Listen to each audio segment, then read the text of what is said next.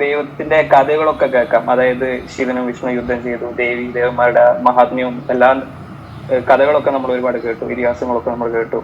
അപ്പോ ഞാൻ ഇടയ്ക്ക് ചിന്തിക്കാറുണ്ട്, ഈ കഥകളൊക്കെ എന്നാണ് അവസാനിച്ചത്?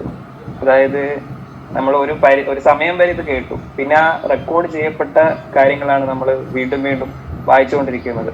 അപ്പൊ എന്റെ സംശയം ഇതാണ്, ആ ഒരു യുദ്ധങ്ങളോ അല്ലെ ദേവീദേവന്മാർ തമ്മിലുള്ള ഇടപെടലുകളോ ഇപ്പോഴും നടന്നുകൊണ്ടിരിക്കുന്നുണ്ടോ? എപ്പോഴും നടന്നുകൊണ്ടിരിക്കുമോ? ഇപ്പോഴും ആരെങ്കിലും അതൊക്കെ റെക്കോർഡ് ചെയ്ത് വെക്കുന്നുണ്ടോ? അതായത് ഒരു കോസ്മിക് ഇവന്റ്സിനെ റെക്കോർഡ് ചെയ്യപ്പെടുത്തുന്ന രീതിയിൽ നമ്മുടെ പണ്ടത്തെ ഋഷിവര്യന്മാര് ഉപയോഗപ്പെടുത്തിയതാണോ ഈ വേദങ്ങളും ഇതിഹാസങ്ങളും പുരാണങ്ങളും? ഈ വിഷ്ണുവിന്റെ കൺഫ്യൂഷൻ നല്ലപോലെ ചോദ്യങ്ങളുണ്ട്. വേദം, ഇതിഹാസം, പുരാണം ഇവ തമ്മിലുള്ള വ്യത്യാസങ്ങളൊക്കെ കൃത്യമായിട്ട് മനസ്സിലാക്കേണ്ട കുറേ വാക്കുണ്ട്. ഇപ്പൊ ഞാൻ ആചാരം, അനുഷ്ഠാനം എന്ന് പറയുമ്പോൾ കൃത്യമായിട്ട് വ്യക്തമാക്കി പറഞ്ഞു തന്നു. ആചാരം, ഭക്ഷണം കൊടുക്കണം എന്നുള്ളത് അനുഷ്ഠാനാണ്. എന്ത് കൊടുക്കുന്നു എന്നുള്ളത് ആചാരമാണ്. ഇതിഹാസം എന്ന് പറഞ്ഞാൽ ഇതിഹാസം ഇവിടെ നടന്നു എന്നാണ്. ഇത് ഇപ്പൊ ഇവിടെ നടന്നു എന്ന് പറഞ്ഞാൽ വ്യാസനുള്ള കാലത്ത് നടന്നതാണ് വ്യാസൻ എഴുതിയിരിക്കുന്നത്. വാത്മീകിയുള്ള കാലത്ത് എഴുതിയതാണ് വാത്മീകി എഴുതിയിട്ടുള്ളത്.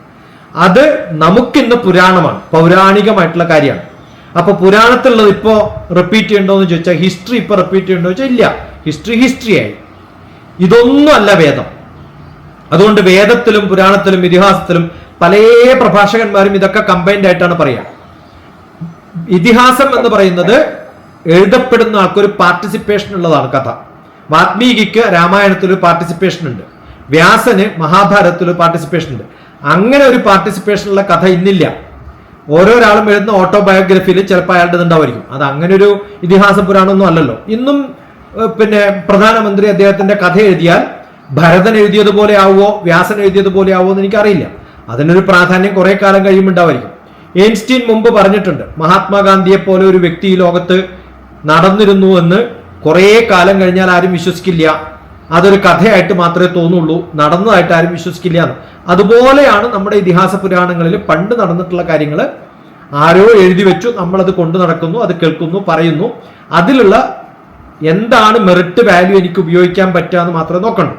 വേദം എന്ന് പറയുന്നത് കുറെ തത്വങ്ങൾ കൃത്യമായിട്ട് എഴുതി വെച്ചിട്ടുള്ള പലതരത്തിലുള്ള എഴുത്ത് എനിക്ക് പോസിബിൾ ആണ്. വളരെ ടെക്സ്റ്റുവൽ ആയിട്ട് ഫാക്റ്റ് മാത്രം കൊട്ടേഷൻ പോലെ എഴുതുന്നതാണ് ഋഗ്വേദം.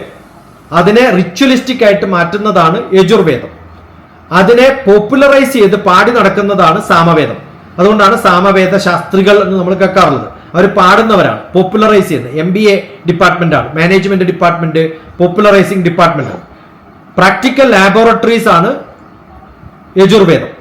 ഇതൊക്കെ പാടി നടന്നിട്ടും ഇത്രയൊക്കെ പറഞ്ഞിട്ടും ജനങ്ങൾക്ക് അത് മനസ്സിലാവാത്തത് കൊണ്ട് ആ ധർമ്മശാസ്ത്രങ്ങളെ കൃത്യമായിട്ട് കഥാരൂപത്തിൽ ആവിഷ്കരിച്ചിട്ടുള്ളതാണ് ഇതിഹാസ പുരാണങ്ങൾ.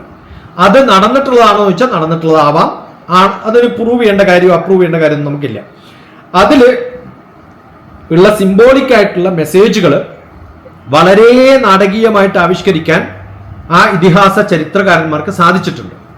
ഇതിഹാസ ചരിത്രകാരന്മാർ അവര് ജീവിച്ചിരുന്നു, അവരുടെ ചരിത്രം അതിനകത്ത് പെടുത്തിയിട്ടാണ് എഴുതിയിരിക്കുന്നത്. അതിൽ നിന്ന് ഉൾക്കൊള്ളാവുന്ന തത്വങ്ങൾ ഉൾക്കൊള്ളുകയാണ് നമ്മൾ വേണ്ടത്. അതിനെ ഡിഗ് ചെയ്തിട്ട് നോക്കേണ്ട കാര്യമില്ല എന്നാണ് എന്റെ അഭിപ്രായം. ഞാനത് ചെയ്യാറില്ല. അതാണ് എനിക്ക് ഇത്രയും പറയാം.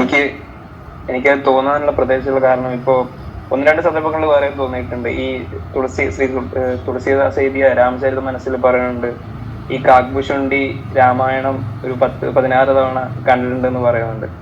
അപ്പോ ഓരോ തവണ ഈ രാമായണവും മഹാഭാരതവും ഒക്കെ എല്ലാ കാലത്തും നടന്നുകൊണ്ടിരിക്കുന്നുണ്ട് എന്നും പറയുന്നുണ്ട്. അതുകൊണ്ടാണ് ആ ഒരു സംശയത്തിൽ നിന്ന് ഉടലെടുത്തിട്ടാണ് ഞാൻ ചോദിക്കാൻ കാരണം, ഈ ഹിസ്റ്ററി വീണ്ടും, അതായത് ഒരു ഇവന്റ്സിനെ റിപ്പോർട്ട് ചെയ്യുന്ന ഒരു രീതി ആയിരിക്കണം ഈ പുരാണങ്ങളോ ഇതിഹാസങ്ങളോ ആ വേർഡ്സ് ഞാൻ ഉപയോഗിക്കുന്നില്ല. എനിക്ക് അതിന്റെ കൃത്യമായ മീനിങ് അറിയാത്തതുകൊണ്ട് ഞാൻ ഉപയോഗിക്കുന്നില്ല.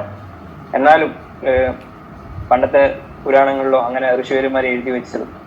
അപ്പോ അതിനെക്കുറിച്ച് ഒരു ക്ലാരിറ്റി. ഞാൻ ഇപ്പം മഹാഭാരതം അല്ലെങ്കിൽ ഭഗവത്ഗീത വായിക്കുമ്പോൾ എൻ്റെ മനസ്സിനുള്ളിൽ നടക്കുന്ന സംഭവമായിട്ടാണ് ഞാൻ കാണുന്നത്. അതല്ലെങ്കിൽ അതിന് എക്സിസ്റ്റൻസ് ഇല്ല അത്രയും കാലം. ഓരോരാളും വായിക്കുമ്പോൾ ചരിത്രകാരന്മാരല്ല, കവികള്, സ്രഷ്ടാക്കള്, ദൃഷ്ടാക്കള്, അവർ കേൾക്കുകയും കാണുകയും ചെയ്യുമ്പോൾ കേട്ടു കണ്ടു എന്ന് തന്നെയാ പറയാം. ഞാൻ അതിന് മുമ്പ് ഒരു എക്സാമ്പിൾ പറഞ്ഞു. യൂസഫ് അലി കച്ചേരിയുടെ വീട്ടിൽ ചെറുപ്പത്തിൽ ഉള്ളൂരും വെള്ളത്തോളും ഒക്കെ കളിച്ചു നടന്നു എന്ന് പറയുമ്പോൾ ആ കാലഘട്ടങ്ങൾ വ്യത്യസ്തമാണ്, ജീവിച്ചിരിക്കുന്നില്ല നമുക്കറിയാം. പക്ഷെ അദ്ദേഹത്തിന് ഫീൽ ചെയ്യാണ് എൻ്റെ കൂടെ ഉണ്ടെന്ന്. അങ്ങനെ രാമായണം വ്യത്യസ്തമായ രൂപത്തിൽ 200-ലധികം വ്യത്യസ്തമായ രൂപത്തിൽ പലർക്കും അവരുടെ മനസ്സിൽ വരികയും കഥകൾ പുനരാവിഷ്കരിക്കുകയും അതിൽ മാറ്റങ്ങൾ ഉണ്ടാവുകയും ഒക്കെ ചെയ്തിട്ടുണ്ട്. അത് വളരെ സ്പെസിഫിക് ആയിട്ടുള്ള കാര്യമാണ്. ഓക്കെ, വേറെ ആരോ ചോദിക്കാൻ തുടങ്ങിയിരുന്നു. ലിജി ആണെന്ന് തോന്നുന്നു.